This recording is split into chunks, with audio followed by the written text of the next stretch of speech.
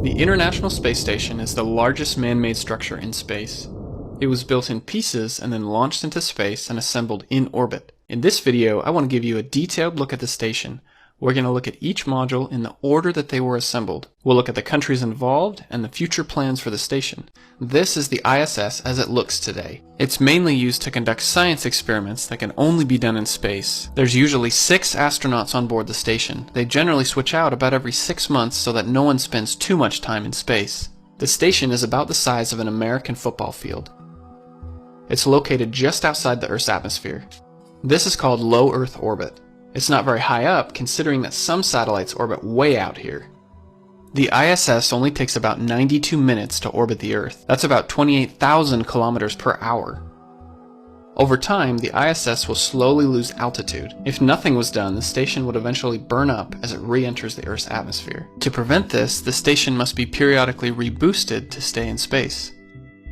The main countries now participating are United States, Canada, Russia, Japan, and many countries from the European Space Agency.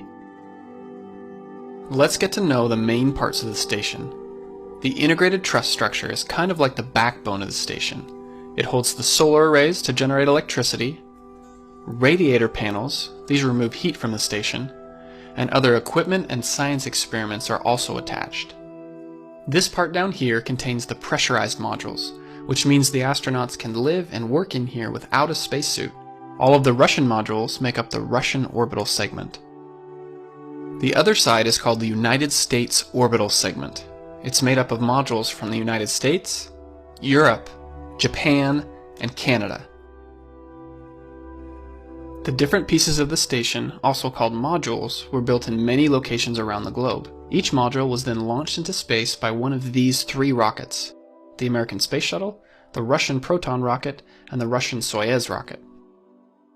Once in space, it's time to put it all together. This is definitely not your average Lego set. Once construction started, the ISS took a little over a decade before it was considered complete. Each one of these lines represents the addition of a new module to the station. On the bottom side of Tranquility is a small room called the cupola. This has 7 windows from which to see the view. Each window has a cover that can be closed when they are not in use. From November 2000 until now, there has been a continuous human presence on board the station. So this is Node 2. This is a really cool module. Of course, most of these modules you'll see they have 4 sides and they're put together. That way we could sort of work on a flat plane, either a wall, a floor, another wall, or the ceiling. But you know, again, all you have to do is turn yourself and your reference changes. The reason I'm bringing that up is because this is where 4 out of 6 of us sleep. And so people always ask about sleeping in space. Do you lie down? Are you in a bed? Not really, because it doesn't matter. You don't really have the sensation of lying down. You just sit in your sleeping bag. So here's one sleep station right here. I'm going in right now. You can follow me if you want. So I'm inside. It's sort of like a little phone booth, but it's pretty comfy. I've got a sleeping bag right here that we sleep in, so we don't have sort of like a little bit of a cover. We don't fly all over the place. But you know, you can sleep in any orientation. I have it sleeping, feeling like I'm standing up right now, but like you saw, I'm on the floor. But it doesn't matter if I turn over and I sleep upside down. I don't have any sensation in my head that tells me that I'm upside down, so it really doesn't matter. The sleep station is also like a little office. We've got a computer in here. As you can see, we've got a couple little toys. I've got some books. I've got some clothes and other things that make it sort of like home. I'm coming out. And just for reference, that's one sleep station. This one's another, right here. There's one on the ceiling, if you want to call it, right here. And then there's a 4th on the other wall over here. So all of us sleep in a little bit of a circle. All right, come on back. There's more to show you.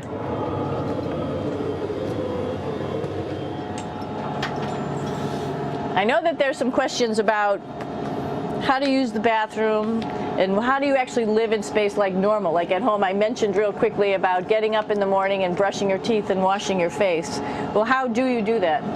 Well, here is the bathroom essentially. You get up in the morning and we have a little kit and it has all the essential things that you need, like your toothbrush and toothpaste and brush. See how much better the brush makes my hair look? I'm just joking. It still stands up straight. It doesn't matter where you are. It's always going to stand up straight while you're up in space. A lot of people ask about toothbrush and toothpaste.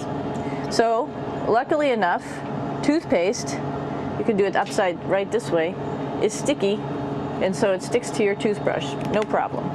Another cool thing is that water sticks to your toothbrush too.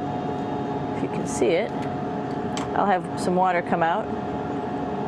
The water is pretty neat up in space. It'll stick to your toothbrush and it will make a big bubble. And that's just by surface tension. And then you can drink it. So a lot of people ask about what do you do with the toothpaste after you brush your teeth.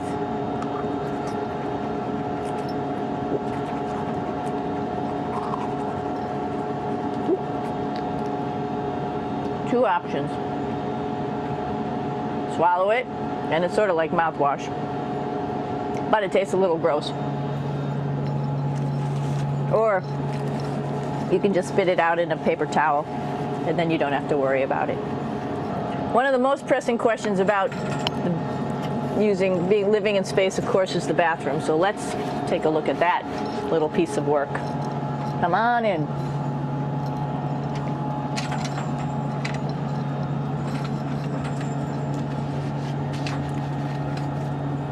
Here we are at the throne. This is awesome. You might see the little, you might have noticed the little moon on the outside. This is our orbital outhouse right here.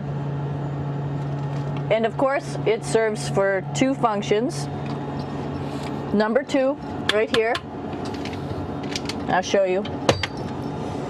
But you see it's pretty small, so you have to have pretty good aim, and you be ready to make sure things get let go the right direction.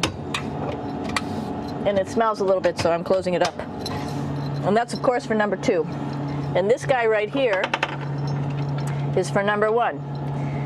So they're sort of two slightly separate functions, but you can do a little, essentially both, by hanging on right here and doing number one and number two. I might add it's color coded so you really don't get it mixed up, which is nice. This is yellows for number one.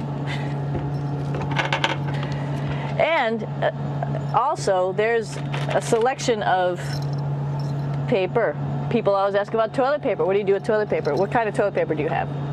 We have gloves just because sometimes it does get messy. We have some Russian wipes, which are a little bit coarse if you like the coarse type of toilet paper. We have some nice tissues, which are nice and soft if you like soft toilet paper. We have Huggies, just for any cleanup. You know, we were all babies once, and this sort of helps. And then if things get really out of control, we have disinfectant wipes, just to make sure we clean up here. Because, you know, just like the water I showed you, the number one stuff can sort of go all over the place if you don't aim correctly. And did I mention both of these have a little bit of suction, so they should keep things going in the right direction. But like I said, sometimes things get a little out of control if you are out of control yourself flying around. So we have lots of protective stuff. And of course, you do have your privacy. There's a little door, so other people know that you're in there. Here's a pretty cool place. This is sort of like in your house where everybody meets in the morning. After you wash your face, brush your teeth, you want to find something for breakfast. And this is our kitchen. You might notice there's all sorts of foods here. It's like opening the refrigerator. You got all your different stuff that you want to have: drinks, meats, eggs, vegetables, cereals, bread, snacks, and that's a good place. That's where you find all the candy. Side dishes, and then some little power bars just in case. So we have all this type of food. Some of it is dehydrated, and so we have to hydrate it, fill it up with water. Some of it is already made, and then all we have to do is heat it up. So something like this, I'm pulling out barbecued beef brisket. Pretty yummy. Not only is this food made in the US, but we also have food here from Japan. We've got Russian food. As you can see, all these red containers are filled with food that's from Russia. And then we get some of our specialty stuff, some things that we like, some of our favorite stuff that your family can send up. In fact, I like fluffernutters, and so I got sent up some fluff so I could make my fluffernutter with peanut butter. So you have a lot of food up here, no problems. So right now, we're in the Japanese laboratory. It's one laboratory out of many here on the International Space Station. It's actually on the left-hand side. If I was the International Space Station and I was flying through space like this, my left hand would be where the Japanese laboratory is.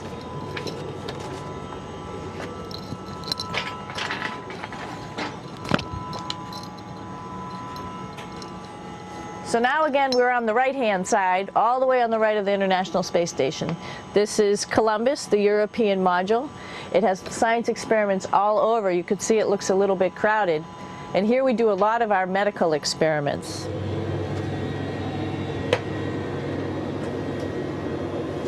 Here we are in the U.S. laboratory. Again, this is a laboratory with science experiments on all of the walls here, all sorts of stuff that we do. And one of the things we also do is we exercise. We have some exercise equipment on board the space station.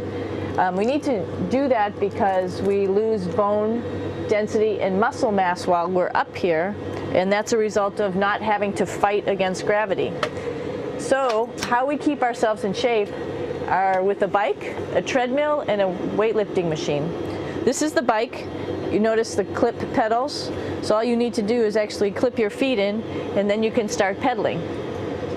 You don't need a seat because you don't sit down. Actually, I haven't sat down for 6 months now, so you don't need any type of seat. Just make sure you're held in with your pedals.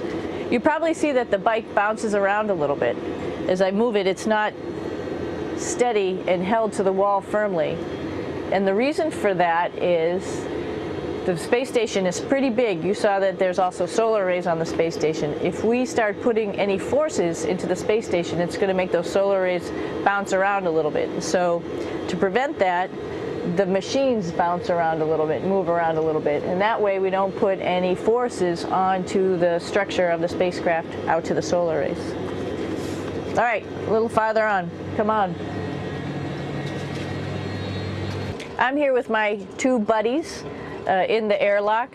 Actually, these are two spacesuits that are ready, primed up to go outside, as we call it, to go do a spacewalk in case we have to do anything outside. Some of the things we do outside are just like inside, repairs. We have a lot of electrical boxes and machinery and solar arrays, in fact, that I talked about earlier, that are outside, and sometimes they don't work quite right.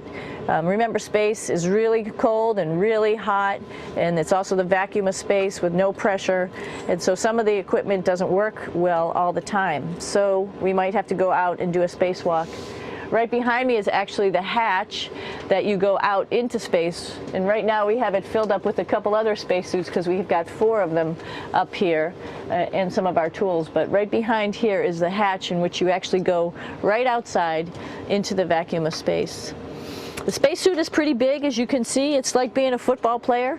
Part of the reason it's so big and bulky is because of this backside, this backpack. It's like going on a hike with a backpack, but the backpack and the suit weighs about 300 pounds. Luckily in space, nothing really weighs anything, so you don't feel that it's so heavy. But we need to have such a big suit because that guy back there is essentially the heart of the spacecraft. I call this actually a spacecraft. It has all the oxygen for you. It has all the carbon dioxide removal system for you. It also has a heating and cooling system to make sure to regulate our body temperatures while we're outside. It also has a computer So it tells you on a display here if there's anything that's going wrong with the suit, if we're running out of oxygen, if we have too much carbon dioxide, or any type of electrical problem. So it's a pretty awesome little spacecraft. You might want to see what the helmet looks like. It's pretty cool too, because we don't usually go out like this, so you usually can see when the helmet's open. So you can see what it looks like inside. Somebody's little head would be inside of here. So you can see, you can turn your head all the way around while you're inside of there, but the helmet stays still. So that's determines your how far you could see. And it's usually pretty sunny out there, so we have to wear our sunglasses, and this is our sunglasses right here, which make you look pretty cool.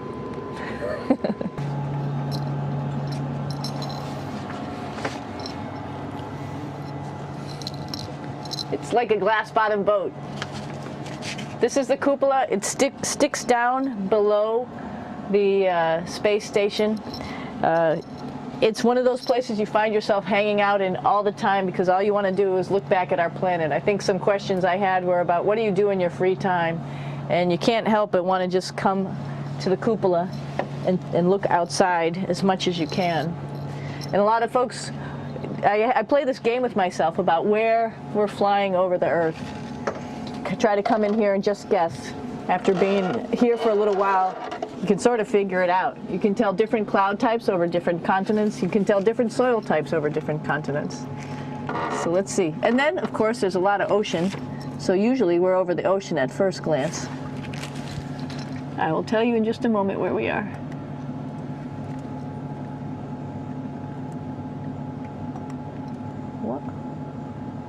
There we go. Oh, right now we are right over Africa. It's a little bit cloudy, as you can tell, but we're right over the continent of Africa. Hey, what's that? I think that's a Soyuz spacecraft. That's the spacecraft that's taken us home to planet Earth today. Oh my gosh, we might have to go take a look at that. That's pretty cool. It's a little bit smaller than the rest of the spacecraft, the space station, so you'll see if we go there, it will be a little bit more crammed. But we're going, you can look all the way back to the back of the spacecraft, which is where the Russian segment is. And then you could look all the way forward to the front of the spacecraft, where the Japanese laboratory, the European laboratory, and the American laboratory are. And then back to the solar arrays where we started this morning when we were looking out the Japanese window.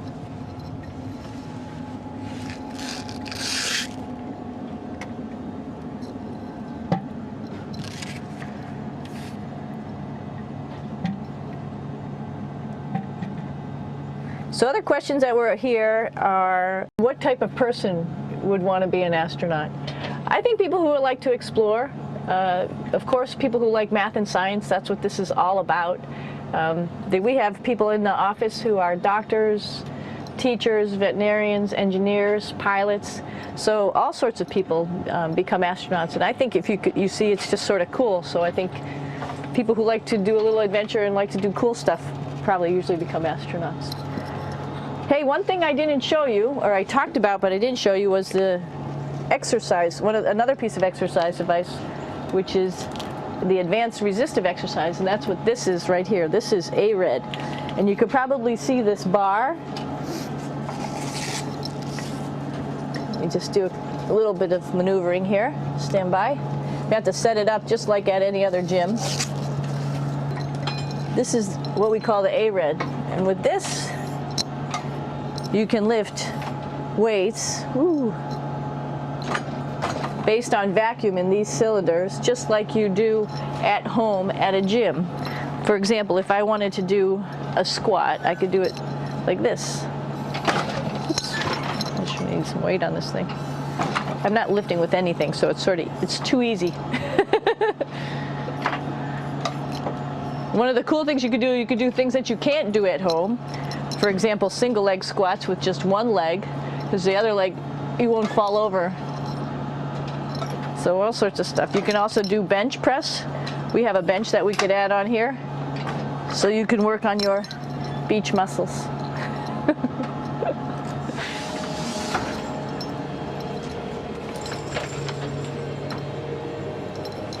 Hey, Jackie, what are you doing down there? Crashing things. This is one of the cool things about space too. It sort of looks like there's a big old hole here, but you don't even think twice about it. You could just jump over the hole, or if you want, you can go jump into the hole. I'm coming down. Woo!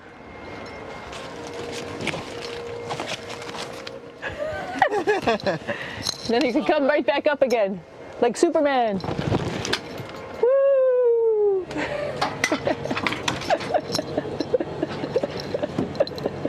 We're lucky we have a really cool big space station that you can fly around in. Then we're going into the Russian segment. Be ready. You don't need a passport either.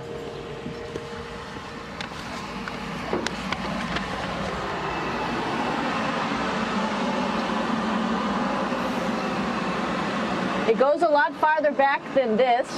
We'll go take a trip and say hello to the boys down there in just a minute. Well, let's do that first, actually, and then we'll go down to the Soyuz at the very end. This is Yevgeny. Hi. Doing a little tour.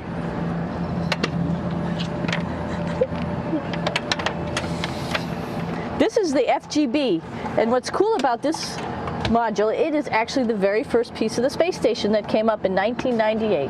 The space station has been around for about now manned for 12 years, but it's been up in space for about 14 years. And this was the very first. It is like the Russians' PMM. It has a lot of storage, as you can see.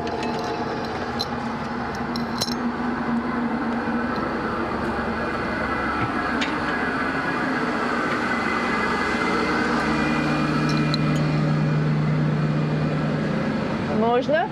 Снимаем. Чуть-чуть. So here we are in the heart of the space station, really. This is the service module. This is the central post. In case we had any problems, I know a couple of the questions were about what type of things do you have to worry about. And some of the things we have to worry about in space are fire.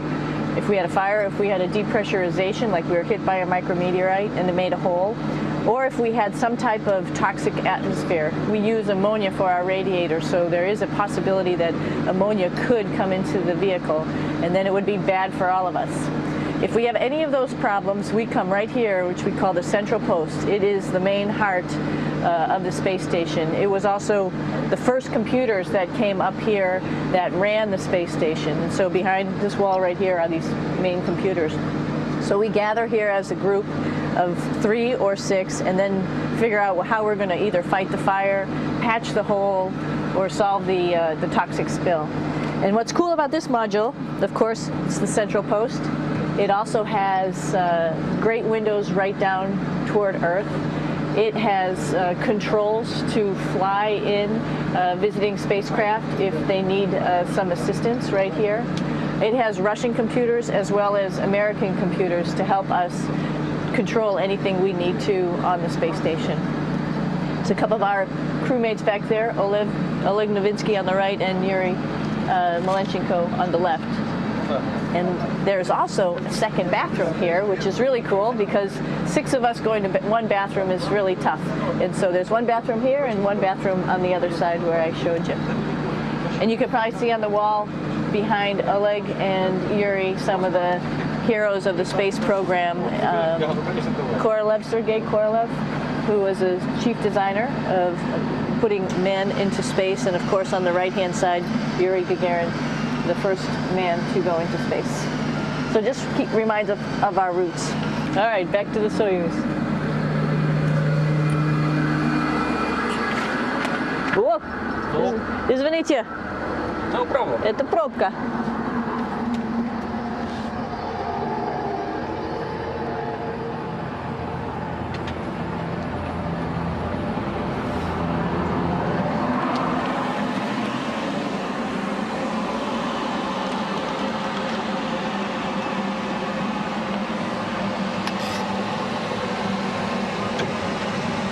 Coming down.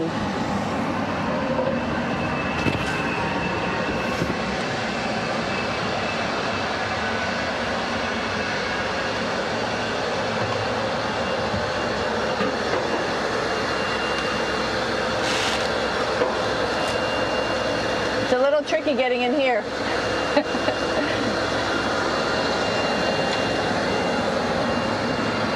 This is the docking probe right here, this big thing. This helps us connect to the spacecraft.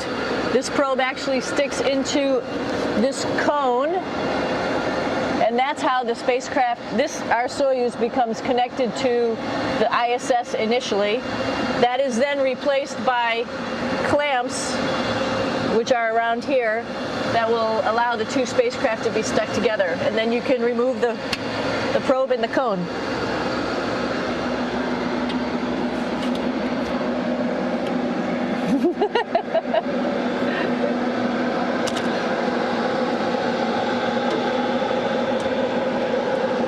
You okay? All right, so here we are in the Soyuz. This is what we call the BEO, the living compartment, Bitovoy Otsek in Russian. It also has a little bathroom. It's not as good as the other bathrooms, so we try not to use it too much. It has drinking water in it if we need something to drink. And then, of course, it's filled up with a lot of cargo for us. Bringing up and also bringing back down. It has a second purpose when it comes back to Earth. It serves as a garbage container. During the descent, we'll get rid of this area right here, and everything that's in it will just burn up as it's coming into the atmosphere, so that way we can get rid of a little bit of trash. But the main area where we were on launch and where we're going to be on descent is down here, because we're not part of the trash. So we're in a safe place. So we're in the descent module, SA. It's a little small, but you can get in.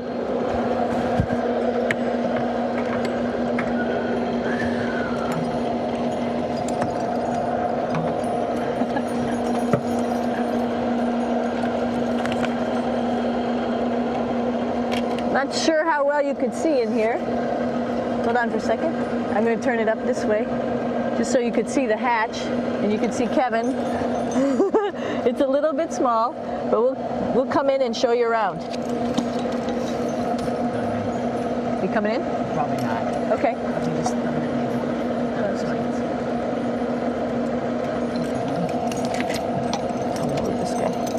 Got to move a couple things. We were just starting to get ready. We're preparing a couple days ago for our ride home. It's a little bit squishy, but everybody asks, how do you sit in the Soyuz? And you sort of sit in your seat like this. The seat is molded to your body, and so you can just sort of squish in here and be pretty relaxed. Everybody has a handmade seat for them. And then, of course, there's a control panel, and that's where we do most of our actions and work right here. There's hand controllers which you can fly the vehicle with, and there's a stick right here primarily used for communications when we're trying to talk to the ground. So 3 of us fit in here. Like I said, it's a little squishy, but somehow it seems like we all managed to get in here and fit pretty well, and it's a pretty safe ride home. You're probably wondering, what's all this junk behind us?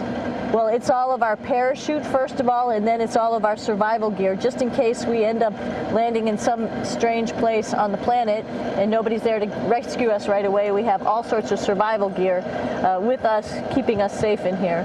So they've pretty much thought of everything. And we'll be home on the planet within the next 12 hours. Pretty shocking. Those striving to develop their products and conduct research beyond Earth's atmosphere are seeing their visions come to life through the International Space Station National Lab and partnerships with NASA.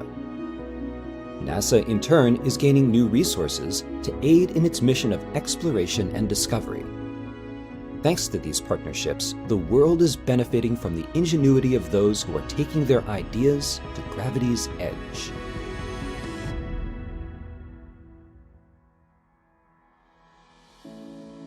From transportation to satellite deployment to in-space research, a vibrant commercial space economy has been developing, and its value now exceeds $345 billion.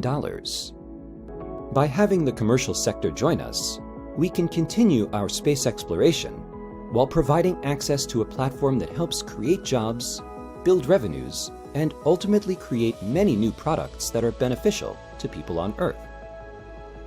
In terms of research, Many companies are making use of the ISS US National Laboratory to run their research and technology development investigations in microgravity. They include well-known corporations like Procter & Gamble, who have used the station to study colloids with a goal of improving the quality and lifespan of their products, such as shampoo and laundry fabric softener. Merck, the multinational pharmaceutical company, uses the National Lab to study the growth properties of three-dimensional protein crystals. Their work could lead to more effective delivery systems for cancer treatments. Even companies not as well known right now are seeing big dividends coming from their research. Lam Division, for example, is using the microgravity conditions on the station to advance the development for treating the effects of retinal degeneration, with the goal of restoring the vision of those people affected by it. In addition to research opportunities, the space station contributes to expanding the space economy in other ways. Reed explains, the capabilities of launch providers such as SpaceX and Northrop Grumman have grown dramatically over the last decade. The cost of placing cargo into orbit has dropped dramatically, which opens up the space marketplace to many more non-governmental entities who simply could not afford the costs of reaching space before. Now, SpaceX has brought astronauts to the station from American soil for the first time since 2011, and the first time ever on a privately owned launch system. The Commercial Crew Program provides a huge long-term benefit for both private companies and NASA. Today, thanks in part to the space station, commercial and other non-governmental entities are entering the space economy in significant numbers. What these new partnerships can accomplish together will drive the in-space marketplace and NASA's grandest missions to new heights, as well as improving quality of life for people on Earth.